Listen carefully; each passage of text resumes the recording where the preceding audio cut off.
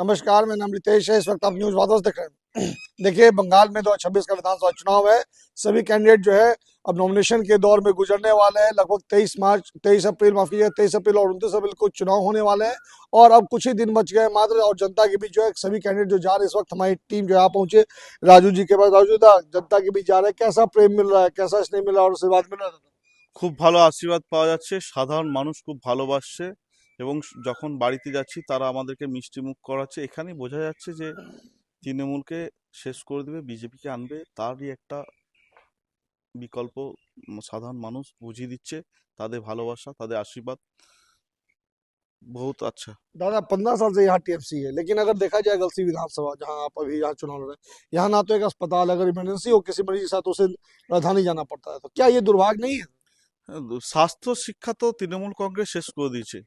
ওনাদের কাছে কাটমানি ছাড়া কিছুই নেই। স্বাস্থ্য একদম শেষ করে যায়। শিক্ষা তো জানেন পশ্চিমবঙ্গের শিক্ষার হাল, স্বাস্থ্যের হাল। ডাক্তারদেরকে ধর্ষিত হতে হচ্ছে, নার্সদেরকে ধর্ষিত হচ্ছে, এতে ধর্ষণের রাজ চলছে। সাধারণ মানুষ 2026-এ 29 এপ্রিল ভোট বক্সে বুঝিয়ে দেবে। दादा, गलसी की अगर बात करें, हम भी कल आए थे, तो यहाँ की जो व्यवस्था मैंने देखी कि काफी लचर पचर दिख रही है। शिक्षा की भी कोई खास व्यवस्था नहीं है। तो यहाँ के जो बच्चे वो कैसे अपना भविष्य तय करेंगे? বাচ্চাদের ভবিষ্যৎ তো নষ্ট হয়ে গেছে। এর জন্য সাধারণ মানুষ 26-এ নির্বাচনে 29 এপ্রিল ভোট বক্সে বুঝিয়ে দেবে তৃণমূল কংগ্রেসকে। গঙ্গায় বিসর্জন করে দেবে, মমতা দিকে गंगाয় বিসর্জন করে দেবে। दादा, जब जनता के बीच आप जा रहे हैं, 5 साल से जनता जो है वो आप शिकायत बताती होगी कि दादा पिछले बार जो एमएलए उन्होंने ये काम नहीं किया था। किन किन शिकायतों का आपने सुना है दादा? হ্যাঁ, প্রচুর বলছে সাধারণ মানুষের ঘর পায়নি, সাধারণ মানুষ বঞ্চিত হয়েছে, যাদের ঘর পাওয়ার যোগ্য তারা বাড়ি পায়নি। কালকে আমি 10-12টা গ্রামে গেছিলাম।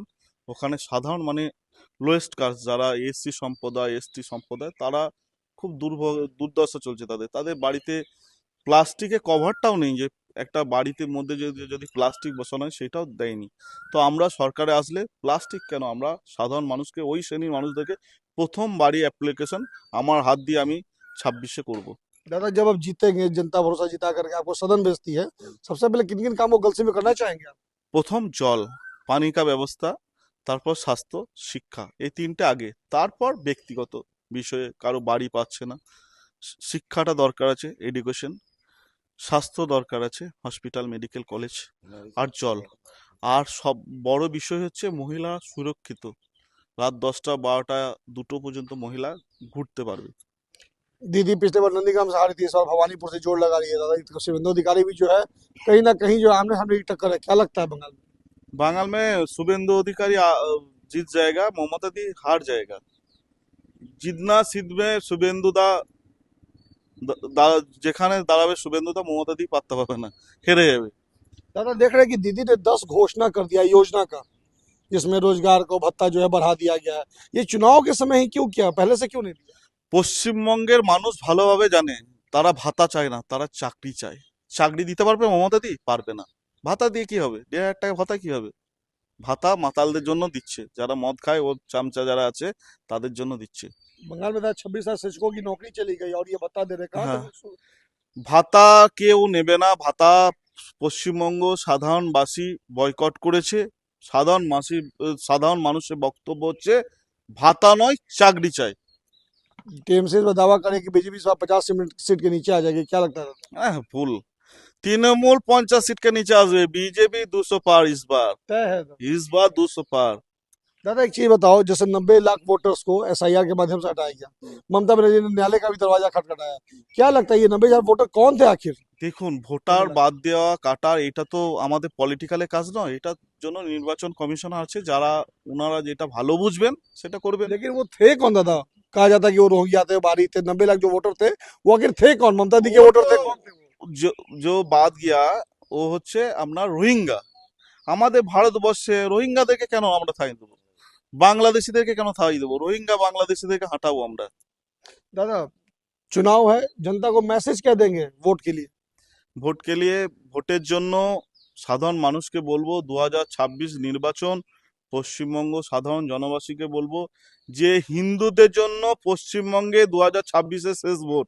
যদি তৃণমূল ফের চলে আসে না, এই বাংলাদেশে পরিণত হয়ে যাবে। আজ বিজেপির কে তো কেটে ফেলে দেবে পশ্চিমবঙ্গে যা চলছে। दादा, एक आखिरी सवाल है कि दीदी जो है 15 साल से यहाँ है और कई जोर उन्होंने लगा दिया, योजना का भी घोषणा कर दिया और कई मेहनत कर रहे हैं, लेकिन 15 ऐसे जीते हुए एमएलए थे जिनका टिकट उन्होंने काट दिया। कहीं ना कहीं डर गई है क्या बीजेपी से वो? हाँ, डर गया तो मेरा গোলসি বিধানসভা ডর গিয়া। ঠিক আছে, গোলসি বিধানসভা যে নেপাল গড়ুই ছিলেন তাকে সরিয়ে দিয়েছে অলোক মাঝিকে। এ মানে চোর তাড়িয়ে বড় ডাকাত এনেছে, চোরকে হাটে বড় ডাকাত এনেছে। তৃণমূল বুঝে যাবে তার ফল, হার নিশ্চিত।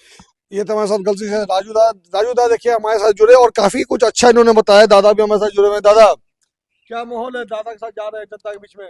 माहौल देखिए, हमारा जो एससी समाज है ना, एससी समाज बोलिए, हमारा बंगाल का जितना जनता है वो इस बार एकदम निश्चित है और तैयार है।